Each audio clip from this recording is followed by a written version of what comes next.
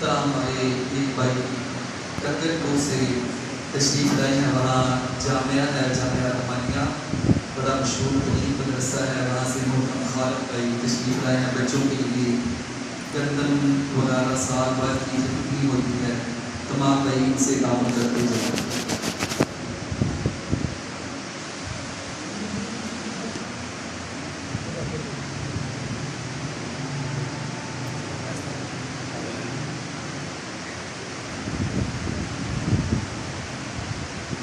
السلام علیکم ورحمۃ اللہ وبرکاتہ. ان الحمد للہ نحمده ونستعینه ونستغفره ونعوذ باللہ من شرور انفسنا وسیئات اعمالنا. من يهده الله فلا مضل له ومن يضلل فلا هادي له. اشهد ان لا اله الا الله وحده لا شريك له واشهد ان محمدا عبده ورسوله. أما بعد فإن خير الحديث كتاب الله وخير الهدي هدي محمد صلى الله عليه وسلم وشر الأمور محدثاتها وكل محدثة بدعة وكل بدعة ضلالة وكل ضلالة في النار. قال الله تبارك وتعالى في القرآن المجيد والفرقان الحميد: أعوذ بالله السميع العليم من الشيطان الرجيم من همزه ونفخه ونفسه. بسم الله الرحمن الرحيم. وذكر فإن الذكرى تنفع المؤمنين. قابل احترام سامعین کرام، سائلین حضرات، رمضان المبارک کا مقدس بابرکت عظیم الشان مہینہ تیزی کے ساتھ اپنے اختتام کی طرف گامزن ہے. چند دن اس کی گنتی کے باقی ہیں. دنوں کے ناموں کے حساب سے ہم دیکھیں تو یہ اس رمضان کا آخری اتوار ہے. اس کے بعد اس رمضان میں اتوار نہیں آئے گا. یہ قیمتی مہینہ بڑی تیزی کے ساتھ اپنی تکمیل کی طرف جا رہا ہے. یہ مہینہ جس میں ہم نے روزے رکھے، بھوک اور پیاس برداشت کی، ایسا کیوں ہوا؟ اللہ تعالیٰ نے یہ مہینہ ہماری تربیت کے لیے بنایا ہے.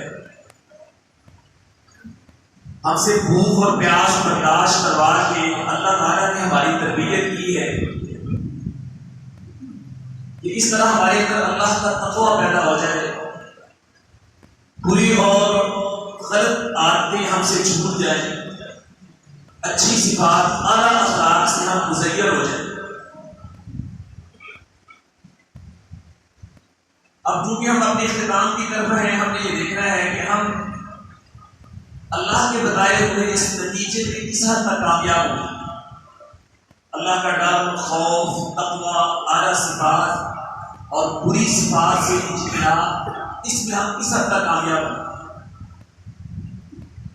اگر واقعات ہمارے اندر ایک چینج اور تبدیلی آئی ہے، بہتری آئی ہے، رمضان کی بابرکت گھڑیوں اور ساعات سے ہم نے فائدہ اٹھایا ہے، اپنے آپ کو بدل لیا ہے، نیکیوں کی طرف راغب ہو گئے ہیں، اچھائیاں ہم نے اپنا لی ہیں، برائیاں ہم نے ترک کر دی ہیں، پہلے سے ہم بہتر ہو گئے ہیں، تو یقیناً ہمارے لیے مبارک ہے. ہم اللہ کا شکر ادا کرتے ہیں. اور اگر کوئی خطرہ تبدیلی نہیں ہے، حالات، واقعات، مزاج، طبیعت، اخلاق، کردار ویسا کا ویسا ہی ہے، پھر ہمارے لیے کافی نہیں ہے. جو چند دن باقی ہے اس میں ہمیں مزید فکر مند ہونے کی ضرورت ہے تاکہ ہم اس کے اندر چینج لے کے آئیں، تبدیلی لے کے آئیں، اور اللہ نے جو ہمیں مقصد اور اللہ نے ہمیں جو گول دیا ہے اس میں ہم کامیاب ہو سکیں. حضرات صحابہ کرام رضی اللہ عنہ اس حوالے سے بڑے فکر مند ہوتے ہیں. اپنی اصلاح کے حوالے سے، اپنے آپ کو بہتر بنانے کے حوالے سے، اعلیٰ اخلاق اپنانے کے حوالے سے، برے اخلاق سے دور جانے کے حوالے سے. اس لیے وہ گاہے گاہے اپنی بہتری کے لیے، اپنی ٹیونر کے لیے رسول کریم صلی اللہ علیہ وسلم کے پاس آتے ہیں اور آپ سے درخواست اور التماس کرتے ہیں. اللہ کے رسول کو نصیحت فرماتے ہیں. ہمیں کوئی ایسی قیمتی نصیحت آموز باتیں بتائیں جو ہماری بڑائی کا پیش خیمہ بن جائے. مکمل ہو جائے. ایسے ہی ایک آدمی بڑا سادہ سے صحابی نبی کریم صلی اللہ علیہ وسلم کے پاس آئے اور عرض کی یا رسول اللہ اوصنی فاوجز، مجھے کوئی نصیحت فرمائیں، قیمتی سی باتیں کو مجھے بتائیں جن سے میرے اندر بہتری آئے، لیکن میری گزارش ہے کوئی لمبی چوڑی نہ ہو، تفصیلی نہ ہو، بہت زیادہ لمبی نہ ہو، جامع اور مختصر ہو. نبی کریم صلی اللہ علیہ وسلم کی ویسی بھی باتوں کے اندر یہ خوبی ہے، اللہ تعالیٰ نے آپ کو جوامع الکلم دی ہے. جوامع الکلم کا مطلب یہ ہوتا ہے کہ الفاظ بہت تھوڑے ہیں، حروف بڑے لمیٹڈ ہیں، لیکن اگر آپ اس کی وضاحت اور تشریح میں جائیں تو موٹی موٹی کتاب لکھ سکتے ہیں. اور بے شمار مثالیں نبی کریم صلی اللہ علیہ وسلم نے ایسے الفاظ ارشاد فرمائے، ایسے جملے ارشاد فرمائے کہ آپ نے دریا اور سمندر کو کوزے میں بند کر دیا. اب صحابی کی ویسے ڈیمانڈ یہ تھی کہ اللہ کے رسول نصیحت کرے لیکن ہو مختصر، جامع سی، لمبی نہ ہو. تو نبی اکرم صلی اللہ علیہ وسلم نے اس کی ڈیمانڈ اور تقاضے کے مطابق اس کو 3 باتوں کی نصیحت کی. کتنی باتیں؟ 3 باتیں. اور وہی 3 نصیحتیں آج میری گفتگو کا حاصل ہے. وہ نصیحتیں میں نے آپ کے سامنے پیش کرنے ہیں اور پھر اللہ کو حضور یہ امید اور دعا کرنی ہے کہ اللہ مجھے اور آپ کو ان نصیحتوں کی عمل پیرا ہونے کی توفیق دے. تو نبی کریم صلی اللہ علیہ وسلم نے پہلی نصیحت اس کو یہ کی کہ اللہ کے بندے اذا قمت الى الصلاۃ فصل صلاۃ مودع، نماز اللہ نے فرض کی ہے، پڑھنی ہے، ایک بار یا 2 بار نہیں پڑھنی، 3 رات میں 5 نمازیں پڑھنی ہے، 5.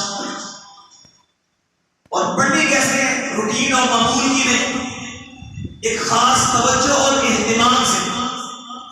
اور وہ اہتمام کیسا ہو؟ فرمایا کہ جب تم نماز پڑھو تو ایسے پڑھو گویا تمہاری زندگی کی آخری نماز ہے.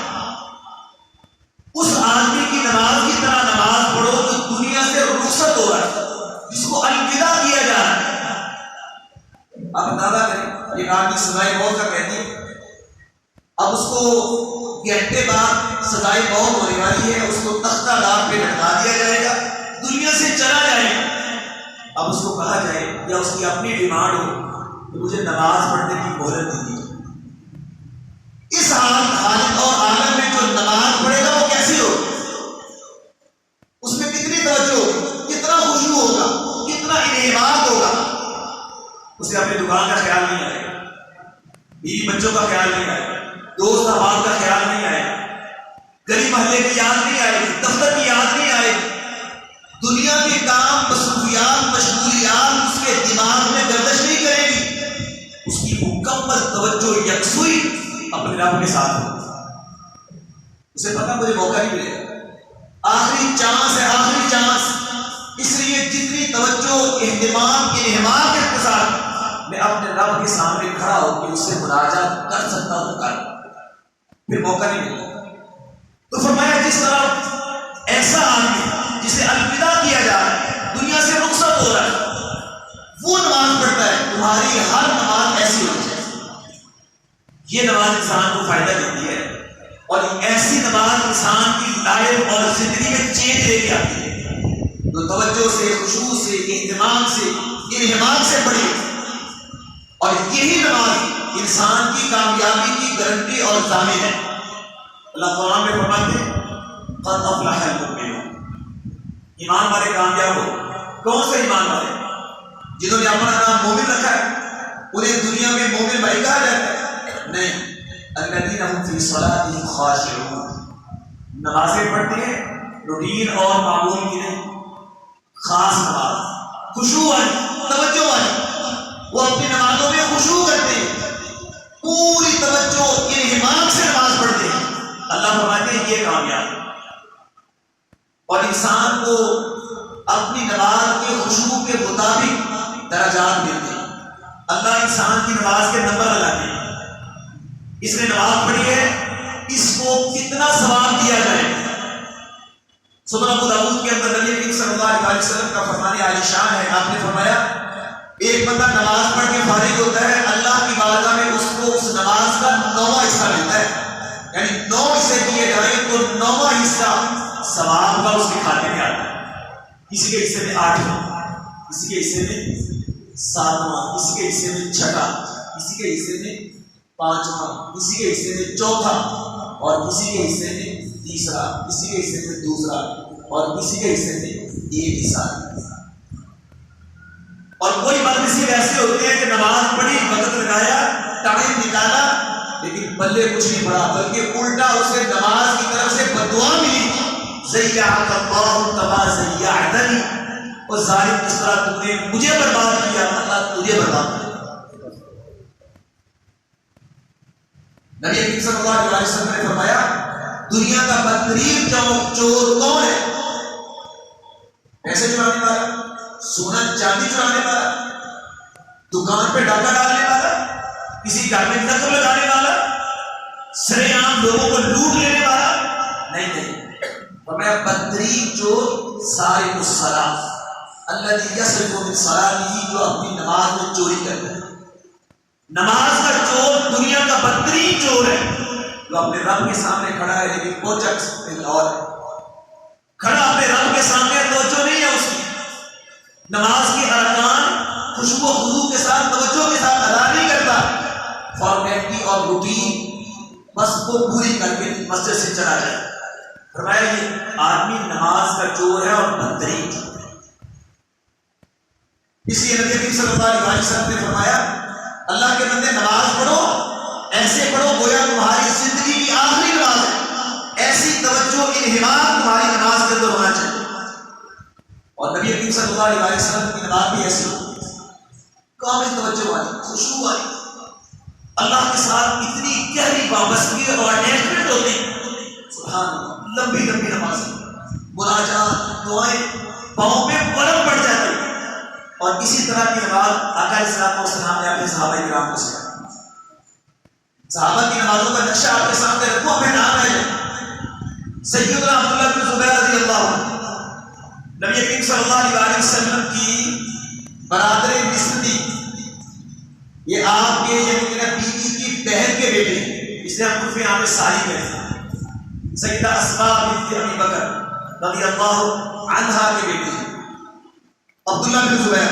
عبداللہ وہ لڑکا ہے، وہ صحابی ہے، جب مسلمان مکہ چھوڑ کے مدینہ آئے، یہودی کہنے لگے ہم نے مسلمانوں پہ جادو کر دیا ہے، اب مسلمان کی کوئی عورت بچہ پیدا نہیں کر سکتی، مسلمانوں کے ہم کسی بچے کی ولادت نہیں ہو۔ 5-6 ماہ گزر کے کوئی خوشخبری نہیں تھی، پھر اللہ رب العزت نے خوشخبری عطا فرمائی، عظیم خوشخبری، ابو بکر صدیق رضی اللہ عنہ کے گھر میں نواسا پیدا ہوا، ان کی بڑی بیٹی سیدہ اسماء کو اللہ نے چاند سا بیٹا دیا، جس کا نام عبداللہ رکھا گیا۔ ابو بکر صدیق جلدی سے بیٹی کے گھر میں گئے، نواسے کو ہاتھوں پہ اٹھایا، مسلمانوں کے پاس لے کے آئے، مسلمانوں کو اتنی خوشی ہوئی، نعرہ تکبیر لگایا، اللہ نے یہود کو رسوا کر دیا، اور اس بچے کے پیٹ میں سب سے پہلے جو چیز گئی نبی کریم صلی اللہ علیہ وسلم کا لعاب مبارک، اور آپ بھی اس کا نام عبداللہ تجویز کیا۔ اور جس بچے کے پیٹ میں پہلی غذا میرے نبی کا لعاب جائے وہ مسلم کہاں ہوگا، ڈرپوک کیسے ہو سکتا ہے، وہ بڑا بہادر ہوگا، اور بہادری کا کمال تھا، ڈرتے نہیں تھے کسی سے۔ ابھی بچے تھے، مدینے کی گلی کے اندر بچوں کے ساتھ کھیل رہے تھے، سیدنا عمر بن خطاب وہاں سے گزر رہے تھے، بچوں نے امیر المومنین کو دیکھا، ڈر کے بھاگے، حضرت عبداللہ بن زبیر کے اطمینان سے کھڑے، سیدنا عمر فاروق رضی اللہ عنہ پاس نے کہا عبداللہ سارے بچے باہر گئے، تو نہیں گیا، ڈر نہیں لگتا تجھے؟ کہا امیر المومنین میں کیوں ڈروں، نہ میں مجرم ہوں کہ میں نے کچھ جرم کیا ہو میں بھاگ جاؤں، اور نہ تو رستہ اتنا تنگ ہے کہ میں سائڈ پہ ہوں، رستہ بھی کھلا ہے، مجھے سائڈ پہ ہونے کی ضرورت نہیں ہے، اور میں مجرم بھی نہیں ہوں کہ آپ سے ڈر کے بھاگ جاؤں، تو میں کیوں بھاگوں؟ حضرت عمر رضی اللہ عنہ مسکرا دیے، کہنے لگے آخر تم بھی اپنے باپ زبیر کا بیٹا ہے۔ حضرت زبیر جو اللہ کے رسول کی بھوبھی کے بیٹے ہیں، جن کو اللہ کے رسول نے فرمایا تھا ہر نبی کا ایک حواری ہوتا ہے، خاص بندہ ہوتا ہے، اور میرا خاص بندہ میرا کزن زبیر بن عوام ہے، یہ ان کے بیٹے تھے عبداللہ بن زبیر رضی اللہ عنہ۔ جس طرح بہادر تھے، شجاع تھے، اور یہ بہادری اور شجاعت کہاں سے آئی تھی؟ اللہ سے تعلق کی وجہ سے، اللہ سے رابطے کی وجہ سے نماز بڑی خوشبو والی پڑتی ہے۔ دھوپ ہے، چھاؤں ہے، بارش ہے، آندھی ہے، طوفان ہے، جو مرضی ہے، عبداللہ بن زبیر کی نماز باجماعت مسجد میں ہوتی، حتیٰ کہ بعض اوقات بارش تیز ہوتی، پانی اوپر تک آیا ہوتا، ان کے بارے میں آتا ہے کہ تیر کے مسجد میں چلے جایا کرتے، اور مسجد سے تعلق اور لگاؤ کی وجہ سے ان کو حمامات المسجد کہا جاتا تھا، مسجد کا کبوتر۔ لوگ ان کو مسجد کا کبوتر کہتے تھے، مسجد کے ساتھ ان کا تعلق بڑھا، انہیں لطف اور مزہ ہی مسجد میں آتا۔ عبداللہ بن زبیر رضی اللہ عنہ جب نماز پڑھتے، دنیا و ما فیہا سے بے خبر ہو جاتے، پتہ ہی نہیں دائیں بائیں کیا ہو رہا ہے، اللہ سے تعلق رابطہ ایسا ہوتا ہے، سبحان اللہ۔ ایک دفعہ اپنے گھر کے اندر نفل پڑھ لیا، ان کے گھر کے صحن کے اندر ایک درخت بھی ہے، یہ اپنے نوافل میں مشغول ہے، درخت کے اوپر کہیں سانپ آ گیا، وہ نیچے گر گیا، ان کے پاس ان کا بیٹا یحییٰ کھیل رہا تھا، سانپ نیچے آیا، اس نے بچے کو اپنی لپیٹ میں لے لیا۔ گھر کی خواتین اور مردوں نے دیکھا کہ یحییٰ کو سانپ نے اپنی لپیٹ میں لے لیا، وہ چیخ پکار کرنے لگے، لگا لگا ہو گئی، ہاں وہاں بچ گئی، وہاں یہ کیا بچہ، سانپ اس کو ڈس لے گا، بچہ مر جائے گا۔ چنانچہ وقت آگے بڑے طریقے اور تدبیر کے ساتھ بچے کو سانپ کے چنگل سے آزاد کروایا، اللہ کی رحمت سے بچہ بچ گیا۔ اب آپ اندازہ کریں وہاں کتنا طوفان بچا ہو، کتنی اونچی اونچی آوازیں آئی ہو، لیکن عبداللہ بن زبیر رضی اللہ عنہ نماز پڑھتے رہے، نماز سے فارغ ہوئے، گھر والوں نے بتایا اللہ کا شکر ادا کریں، آج اللہ نے آپ کے بیٹے کو نئی زندگی دی ہے، سانپ نے اس کو اپنے پیٹ میں دے دیا تھا، ہم نے شور دیا اور پھر لوگوں نے آگے بڑھ کے اس کو بچا لیا، چنگل سے آزاد کروایا، اللہ کا شکر آپ کا بیٹا بچ گیا۔ عبداللہ بن زبیر رضی اللہ عنہ حیران ہوئے، کہا اچھا یہ کب ہوا، واقعی ایسے ہوا؟ یہ سارا کچھ ان کے پاس ہوا، انہیں ذرا بھی خبر نہیں۔ یہ تھا صحابہ کرام رضی اللہ عنہ کی نماز کے خشوع کا عالم، کہ ان کے پاس حادثہ ہو جاتا ہے، بڑا عجیب واقعہ ہو جاتا ہے، اونچی اونچی آوازیں آتی ہیں، انہیں پتہ بھی نہیں چلتا۔ اور ہماری باتیں کیسی ہوتی ہیں؟ سردی کا موسم آیا، مچھر آ جاتا ہے، ابھی مچھر ہم سے 2 فٹ کے فاصلے پہ ہوتا، ہمارا ہاتھ میں نہیں آ سکتا، یہ ہماری باتوں کا خشوع ہے۔ مکھی ابھی ہمارے قریب آنے کا ارادہ کر کے ہوتی ہے، ہم پہلے اس کو بنانے کے لیے رٹ ہو جاتے ہیں، اور پھر کبھی ہمارا ہاتھ ہمارے بالوں میں، کبھی ماشاءاللہ داڑھی کی درستی میں، اور کبھی ہم اپنے قمیض کی سروٹیں نکالتے ہیں، اور کبھی کچھ تو یہ نماز خشوع والی نماز ہے۔ یہ نماز اللہ کی بارگاہ میں فائدہ دینے والی نہیں ہے، کامیابی کی ضمانت بننے والی نہیں ہے۔ کامیابی کی ضمانت ملے گی جب آپ نماز پڑھیں گے اس آدمی کی طرح جو دنیا سے الوداع ہوگا۔ ایک مثال صحابہ کی اور آپ کے سامنے پیش کروں۔ نبی کریم صلی اللہ علیہ وسلم غزوہ ذات الرقاع میں تشریف لے، اور صحابہ کرام کے لیے آپ کی ہدایات یہ ہوتی تھی کہ کسی بچے کو قتل نہیں کرنا، بوڑھے کو نہیں مارنا، عورت پہ ہاتھ نہیں اٹھانا، صحابہ اس کی پابندی کرتے تھے، لیکن غلطی سے کچھ ہو ہی جاتا ہے۔ اس غزوے میں غلطی سے ایک صحابی سے مشرکین کی دشمنوں کی ایک عورت قتل ہو گئی، مسلمان کامیاب ہو گئے، جنگ ختم ہو گئی۔ اس عورت کے خامد اور شوہر کو جب پتہ چلا کہ مسلمانوں نے میری بیوی قتل کر دی، جوش اور انتقام میں آ گیا، کہنے لگا جب تک اپنی بیوی کا بدلہ نہیں لوں گا میں نے واپس گھر نہیں جانا۔ چنانچہ وہ انتقام کی آگ میں جلتا بھجتا مسلمانوں کے لشکر کے پیچھے آنے لگا۔ نبی کریم صلی اللہ علیہ وسلم اسلامی لشکر کو لے کر کے واپس آ گئے، یہ بھی دور سے لشکر کے پیچھے پیچھے چھپ چھپ گیا، چلتے چلتے لشکر کی جگہ پہ رات ہو گئی۔ نبی کریم صلی اللہ علیہ وسلم نے پڑاؤ کرنے کا ارادہ کیا، یہاں ٹھہر جائے، وہاں آپ نے پڑاؤ کیا، اور آپ کا معمول یہ تھا کہ جب آپ رات کو پڑاؤ کرتے تو صحابہ کرام کو کہتے کہ ہمیں ہمارا پہلا دیجیے تاکہ دشمن ہمیں نقصان نہ پہنچائے۔ آپ نے صحابہ سے پوچھا کہ آج رات پہلا کون دے گا؟ آپ کے ساتھ صحابہ کے 2 گروہ تھے، انصار اور مہاجرین۔ دونوں گروہوں میں سے ایک صحابی نے اپنی خدمات پیش کی، مہاجرین میں سے حضرت عمار کھڑے ہو گئے، کہا اللہ رسول میں پہلا دوں، اور انصار میں سے حضرت عباد بن بشر رضی اللہ عنہ کھڑے ہو، کہ اللہ کا رسول میں بھی آج رات آپ کا پہرا دوں. نبی کریم صلی اللہ علیہ وسلم نے دونوں کی خدمات قبول کی. کہا ٹھیک ہے تو پہرا دینا اور باقی لشکر اطمینان سے سو جائے. نبی کریم صلی اللہ علیہ وسلم صحابہ کرام آرام کے لیے تشریف لے گئے. اب جب یہ دونوں صحابہ آپس میں مشورہ کرتے ہیں کہ ہم نے پہرا دینا ہے، پہلے کون دے گا بعد میں کون دے گا. حضرت عباس ان کا تعلق انصار سے تھا. وہ کہنے لگے عباس میری تجویز یہ ہے کہ پہلی آدھی رات پہرا میں دوں گا، دوسری آدھی رات پہرا تم دو. حضرت عباس نے کہا ٹھیک جیسے تمہاری خوشی. تو سیدنا عباس بن بشر رضی اللہ عنہ پہرا دینا شروع ہو گئے. اب ان کے ذہن کے اندر خیال آیا پہرا تو دینا ہی، جاگنا تو ہے ہی، کھڑا تو نہیں، کیوں نہ میں ڈبل پہرا اٹھاؤں، پہرا بھی دے دوں ساتھ نوافل بھی پڑھ. انہوں نے وضو کیا اور ساتھ نفل کی نیت کر نفل شروع کر. اب قرآن بڑا پیارا پڑھتے تھے اور قرآن پڑھنے میں انہیں لطف بڑا آتا.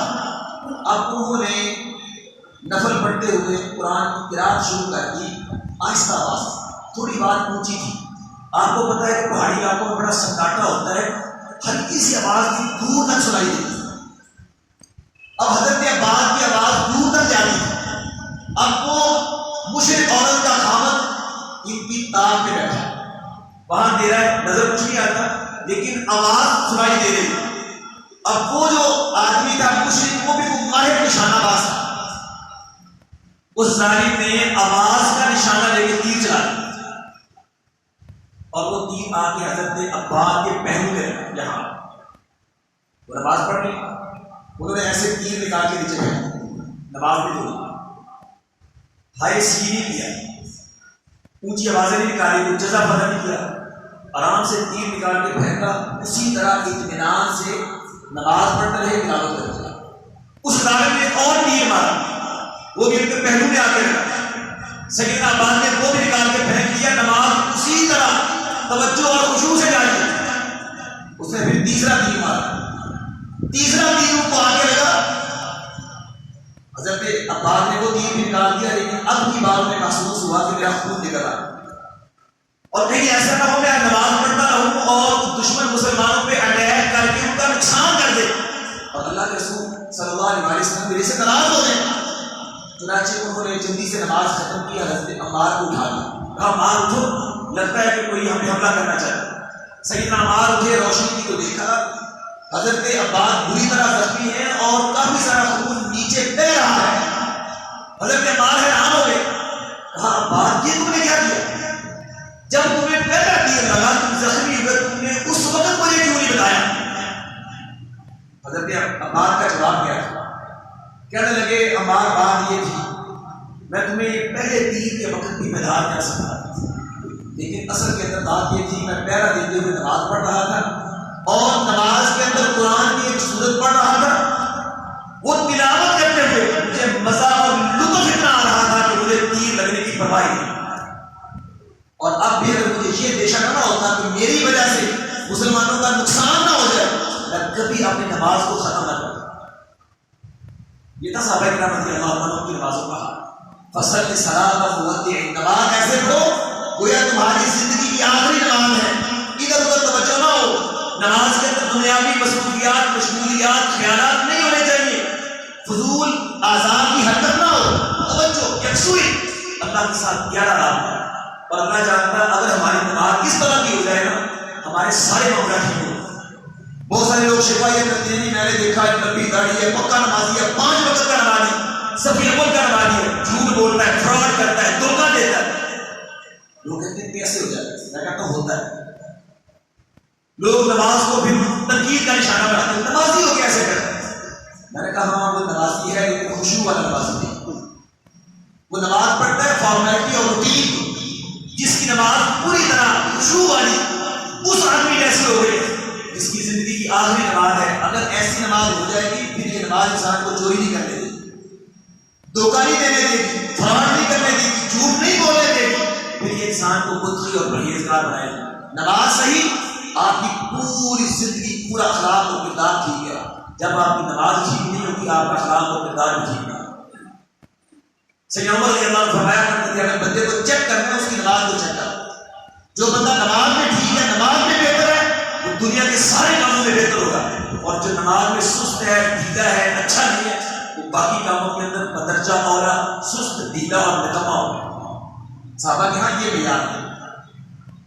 تو نبی کریم صلی اللہ علیہ وسلم کی پہلی نصیحت کیا تھی؟ نماز ایسے پڑھو گویا تم دنیا سے رخصت ہو رہے، اس آدمی کی طرح نماز پڑھی جو دنیا سے جا رہے. دوسری نصیحت آپ نے اس آدمی کو یہ کی، اذا تکلم بکلام تعتذر منہ غدا، جب تم بات کرو ایسے ہی جو منہ میں آئے نہ نکال دو، بلکہ سوچ سمجھ کے، سوچ بچار کر کے، غور و فکر کر کے بولو. پہلے تولو پھر بولو. تمہیں کلام کر کے بعد میں اس کے اوپر معذرت نہ کرنی پڑے، شرمندگی نہ اٹھانی پڑے، لہذا سوچ سمجھ کے بولو. حضرات یہ جو آپ کی زبان ہے نا، یہ آپ کے جسم کا سب سے اعلیٰ عضو بھی ہے اور سب سے برا عضو بھی ہے. اگر آپ اس کو صحیح استعمال کریں گے یہ آپ کو اوج ثریا پہ فائز کر دے گا، اور اگر آپ اس کو غلط استعمال کریں گے یہ آپ کو ذلیل و رسوا کر کے زمین کے نیچے لے جائے گا، اسفل السافلین میں لے جائے گا. اور سیانے کہتے ہیں نا زبان کے اندر ہڈی نہیں ہے لیکن یہ ہڈیاں توڑوا دیتی ہے. انسان کی زبان کا استعمال غلط ہو جائے نا تو انسان کہیں کا نہیں رہتا. کسی نے کہا کہ کسی نے حکیم لقمان سے کسی نے کہا کہ انسان کے جسم کے اندر سب سے اعلیٰ عضو دوست ہے، تو وہ زبان لے کے آیا. اور پھر کہا کہ سب سے برا عضو کون سا ہے، تو پھر بھی زبان لے کے آیا. وہ بندہ حیران ہوا کہ اعلیٰ عضو بھی یہ اور برا عضو بھی یہ. تو فرمانے لگے اگر اس کا استعمال صحیح ہے تو یہ انسان کو ترقی کی معراج پہ فائز کر دے گا، اگر اس کا استعمال غلط ہے تو یہ انسان کو ذلیل و رسوا کر دے گا. اس لیے نبی کریم صلی اللہ علیہ وسلم نے فرمایا کہ سوچ سمجھ کے بولو، پہلے بولو، غور کرو، فکر کرو، بات کے انجام کو اپنے ذہن میں لاؤ، پھر اس کے بعد اپنے لبوں کو حرکت دے کر کے الفاظ اور جملے نکالو زبان سے. ورنہ ایسا نہ ہو کہ تمہیں اپنا تھوکا چاٹنا پڑے، شرمندگی اٹھانی پڑے، معذرت کرنی پڑے. اللہ، اس لیے محترم بھائیو، روزہ بھی ہم سے یہ تقاضا کرتا ہے کہ ہم اپنی زبان کی حفاظت کریں، اپنی زبان کو کنٹرول میں کریں. اگر زبان آپ نے اس کی حفاظت کی ہے تو آپ نے سب کچھ بچا لیا. اگر آپ نے روزے رکھے ہیں، قیام کیا ہے، تراویح پڑھی ہے، صدقہ و خیرات کیا ہے، تسبیحات کی ہیں، تلاوتیں کی ہیں، آپ کی زبان درست نہیں ہے تو ساری نیکیاں کاٹ چلے. نبی کریم صلی اللہ علیہ وسلم کے پاس حضرت معاذ آئے اور کہا اللہ رسول کو نصیحتیں فرمائیں، کو ایسا عمل بتائیں جو جنت کے قریب کر دے، جہنم سے دور کر دے. نبی کریم صلی اللہ علیہ وسلم نے انہیں ارکان اسلام بتائے، پھر کہا میں تمہیں خیر کے دروازے بتاؤں، اللہ نے وہ بھی بتا دی. تو رسول اللہ صلی اللہ علیہ وسلم نے انہیں صدقے کا بتایا کہ چھپا کے صدقہ کریں اللہ کا غصہ ٹھنڈا ہو جائے. روزے کے بارے میں بتایا، فرمایا رات کو قیام اللیل کرو، یہ خیر کے دروازے ہیں. یہ بتانے کے بعد آپ نے فرمایا کہ بات یہ بڑی اچھی بات ہے، میں بتائیں میں ان تمام باتوں کی جڑ، وہ بات جس پہ ان تمام نیکیوں کا، ان تمام اعلیٰ باتوں کا دار و مدار ہے، تمہیں وہ نہ بتاؤں؟ کہا اللہ نے وہ بھی بتا دی. نبی کریم صلی اللہ علیہ وسلم نے اپنے ہاتھ مبارک سے اپنی زبان پر ایسے زبان کو پکڑ کے کہا کفہات، اس کو کنٹرول میں کرو، اس کی حفاظت کرو. حضرت ابوبکر حیران ہو گئے، کہا تھا کہ رسول انا لمؤاخذون بما نتکلم من السنتنا، ہم اپنی زبان سے جو کہتے ہیں اس پہ ہماری پکڑ ہوگی.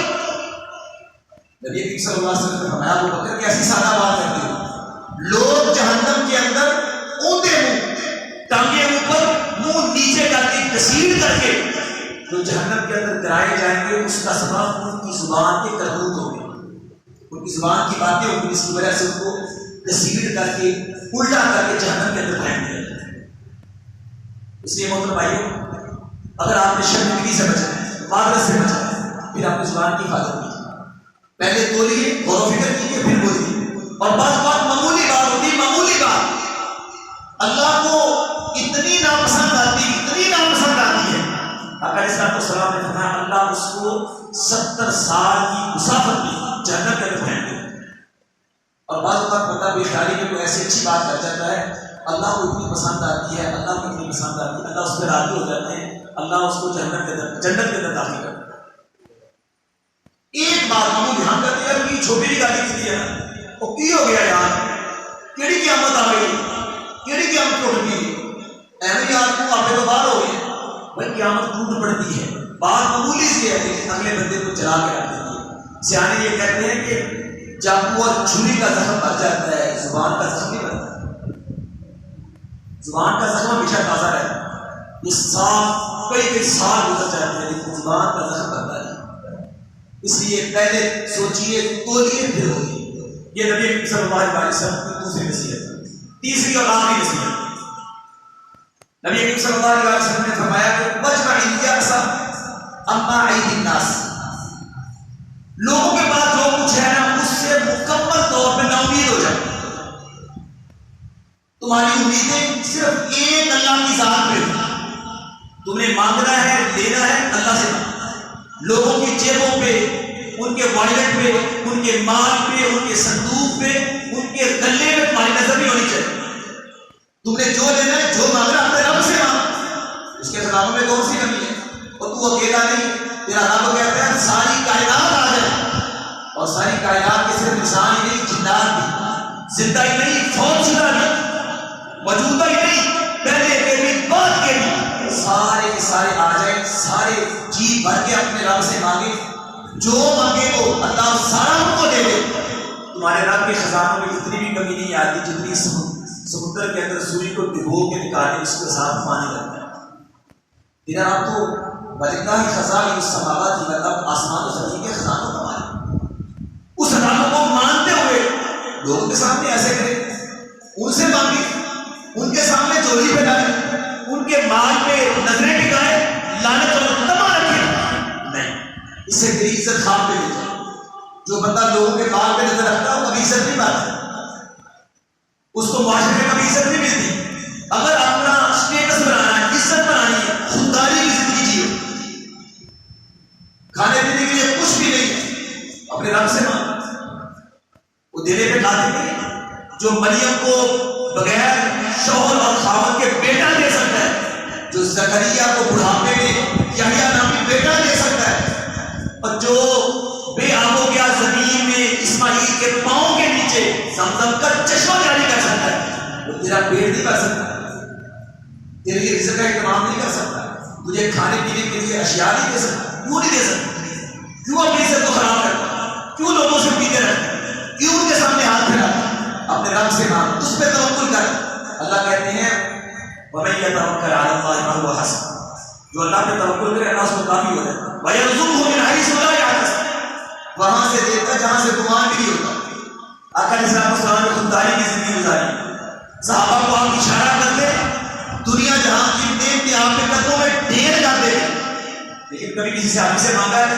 نہیں میرے پیغمبر دنیا سے چلے گئے تو آپ ایک یہودی کے مقروض تھے یہودی سے قرض لیا ہوا ہے کھانے پینے کی چیزیں اپنا سامان گروی رکھوا کر کیوں رکھا کبھی غور کیا آپ نے ہم مسلمان فخر سے بیان کرتے ہیں کہ ہمارے پیارے پیغمبر ان کا دنیا سے کوئی تعلق نہیں تھا یہودی کے ہم کچھ سامان گروی رکھوا کر کے اس سے کھانے کی چیزیں نہیں مسلمانوں کے پاس پیسہ نہیں تھا آٹا نہیں تھا جو نہیں تھے کھجوریں نہیں تھی کھانے پینے کی چیزیں نہیں تھی اللہ کے رسول مانگتے مسلمان نہ دیتے اللہ کی قسم ہے وہ تو کائنات کی ساری چیزیں آپ کے پاؤں میں ڈھیر کر دیتے کیوں نہیں مانگا میرے نبی سے ہمیں خودداری کا سبب نہیں ہے مانگنا نہیں اس لیے آپ نے کسی ساتھی سے نہیں مانگا کہ اس کا احسان بنے غیر مسلم سے رہن رکھوا کے گروی رکھوا کر کے چیزیں دیں تاکہ کل میں ادا کر دوں گا مسلمانوں سے مانگوں گا وہ واپس نہیں دیں گے ان کا احسان بنے گا نہیں اس لیے خودداری کی زندگی پسند ہے جو صحابہ کو تعلیم دی عملی نمونہ بھی پیش کیا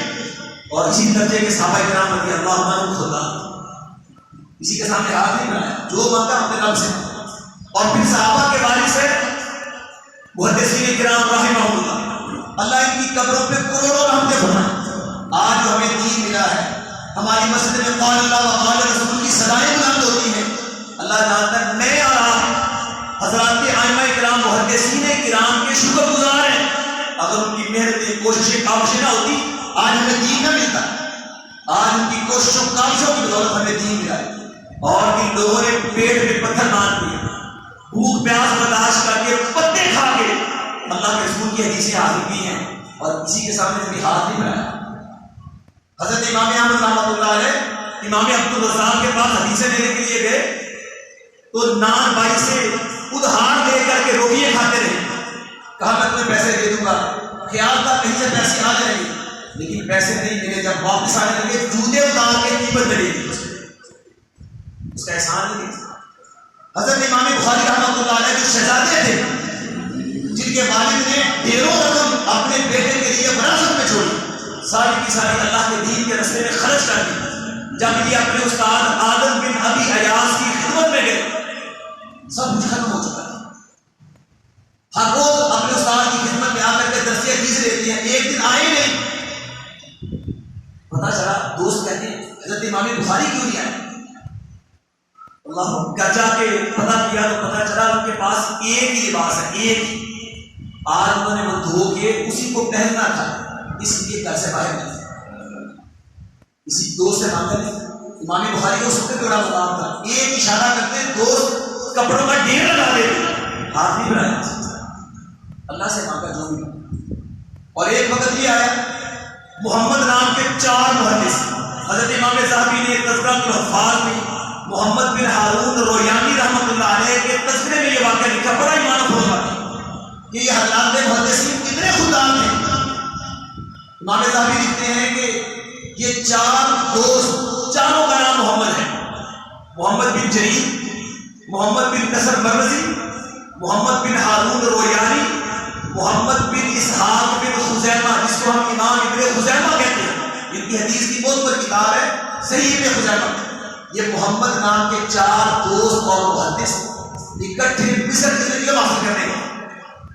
زیادہ راتوں کی تھا، پیسے وہ نہیں کے پاس، جو تھوڑا بہت زیادہ راتہ ختم ہو گیا. اب علم حدیث حاصل کرنا پاس کچھ بھی نہیں، کھانے کو کچھ نہیں پاس، حتیٰ کہ فاقوں میں نوبت ہے. اب بھوک سے نڈال ہو گئے، کیا کریں؟ اب کہتے ہیں یار اب تو اگر کچھ نہیں کریں گے تو شاید جان نہ چلی جائے، تو چلو اس وقت ہمارے لیے مانگنا جائز ہے. جان بچانے کے لیے اتنا مانگ لے کہ جان بچ جائے. کون مانگے؟ کہتے ہیں نا بلی کے گلے میں گھنٹی باندھے ہو. مانگے لیکن مانگنا تو عذاب ہے. کیسے مانگے؟ کون مانگے؟ کوئی بھی تیار نہیں. ہر کہتے یار یہ کام میرے سے نہیں ہو سکتا، اس سے تو مرنا آسان. کہتے اچھا پھر کیا کریں؟ سوچ بچار کے بعد کہتے ہیں قرآن اندازی کر لیں، جس کے نام قرآن نکلے گا وہ مانگے گا. جا جب قرآن اندازی کی اتفاق میں امام ابن خزیمہ کا نام نکلا. اب ظاہر ہے قرآن اندازی میں اتفاق تھا، امام ابن خزیمہ کو اب شرط کے مطابق باہر جا کے مانگنا تھا. حوصلہ جواب دے دیا، کہنے لگے نہیں یار میں نہیں یہ کام کر سکتا، میں نے لوگوں سے جو مانگنا ہے مجھے مہلت دے دو، میں پہلے اپنے رب سے مانگوں. وضو بنایا، مصلی لیا، کھڑے ہو، نماز شروع کر دی، اپنے رب سے مانگ لی. ابھی نماز ختم نہیں ہوئی، دروازے پہ دستک ہوئی. سارے دوست حیران ہو گئے، رات کے اس وقت کون ہے دستک دینے والا؟ دروازہ کھولا، ایک اجنبی کھڑا ہے، ہاتھ میں اس نے دیناروں کی 4 تھیلیاں پکڑی. ساتھ والوں کو پتہ نہیں یہاں کون رہ رہا ہے کہ آنے والا نام لے کے بلاتا ہے. تم میں محمد بن جریر کون ہے؟ تم میں محمد بن اسحاق کون ہے؟ تم میں محمد بن نصر کون ہے؟ تم میں محمد بن ہارون کون ہے؟ باری باری سارے کہتے ہیں میں ہوں میں ہوں میں ہوں. وہ ہر ایک کو 50 دینار کی تھیلی پکڑا دیتا ہے نام لے کے. یہ محدثین وہ تھیلی وصول کرتے تھے اور کہتے ہیں اللہ کے بندے تمہیں ہمارے نام کس نے بتایا؟ تمہیں ہمارے گھر کا ایڈریس کس نے دیا؟ یہاں کیسے پہنچ گئے؟ وہ کہنے لگا اصل بات یہ ہے کہ حاکم مصر کو خواب آیا، اللہ کی طرف اس کو کہا گیا میرے 4 بندے فلاں جگہ پہ، میرے رب نے لوکیشن دی اس کو، فلاں جگہ پہ، فلاں محلے میں، فلاں بستی میں، فلاں دکان کے اندر میرے 4 بندے بھوک پیاس سے نڈال ہیں، ان کے کھانے کا بندوبست ہے. اللہ نے بھیجا. اس نے پھر میری ڈیوٹی لگائی ہے، میں یہ دینار لے کے آیا ہوں اور حاکم مصر کا پیغام ہے یہ دینار آپ استعمال کریں، جب ختم ہو گئے تو ہمیں بتا دیجیے. محدثین نے وہ دینار دے دیا اور کہہ دیا کہ جب یہ ختم ہو جائیں گے تو جس کو پہلے بتایا اسی کو بتائیں گے، بادشاہ کو بتائیں. جب وہ ضرورتیں پوری کرنے والا تو ہم بادشاہ کے سامنے جا کے اپنی عزت میں خراب کریں. اللہ یہ تھے خودداری، اس سے عزت بنتی ہے، وقار بنتا ہے۔ شریعت ہمیں خودداری دیتی ہے، عزت دیتی ہے، اسٹیٹس دیتی ہے، وقار دیتی ہے۔ اللہ اکبر، جب آپ اپنی عزت کو بحال رکھیں گے، اپنی خودداری کو قائم رکھیں گے، آپ کا ایک وقار ہوگا، آپ کی ایک شان ہوگا، لوگ آپ کی بات مانیں گے، آپ کے قریب آئیں گے، آپ کی عزت کریں گے۔ لیکن اگر آپ نے اپنی عزت ایسے کھو دی، بے خودی مانگ کے ہاتھ پھیلا کر کے آپ نیکی تقویٰ والے ہوں، جو مرضی ہوں، تو یہ آپ کے قریب نہیں ہے۔ تو حضرات، یہ تین نصیحتیں نبی کریم صلی اللہ علیہ وسلم نے صحابی کو دی۔ میں ان کو دہرا دیتا ہوں اور اپنی بات کو ختم کرتا ہوں۔ رمضان کے آخری ایام ہے، ہم میں سے ہر بندہ جیسا ہے، میرا اخلاق کردار ایسا ہے، میری نماز ایسی ہے، میری زبان ایسی ہے، اور میرا مجموعی عمل خودداری والا اگر ہے، اللہ کا شکر ادا ہے۔ اگر نہیں ہے تو رمضان کو کامیاب بناتے ہوئے ان صفات اور اخلاق کو اپنانے کی کوشش کریں۔ نمبر ایک، اپنی نماز اچھی بنا لیں، ہماری نماز ایسی ہو جائے گویا ہماری زندگی کی الوداعی نماز ہے۔ نمبر دو، ہماری زبان پہ ہمارا کنٹرول ہو جائے، ہم پہلے سوچیں سولیں بعد میں بولیں۔ اور نمبر تین، ہم خوددار بن جائیں، ہر حال میں اپنے رب سے مانگنے والے ہوں، اوروں کے سامنے مانگنے والے نہ ہوں۔ اللہ ہمیں اپنی توفیق عطا فرمائے۔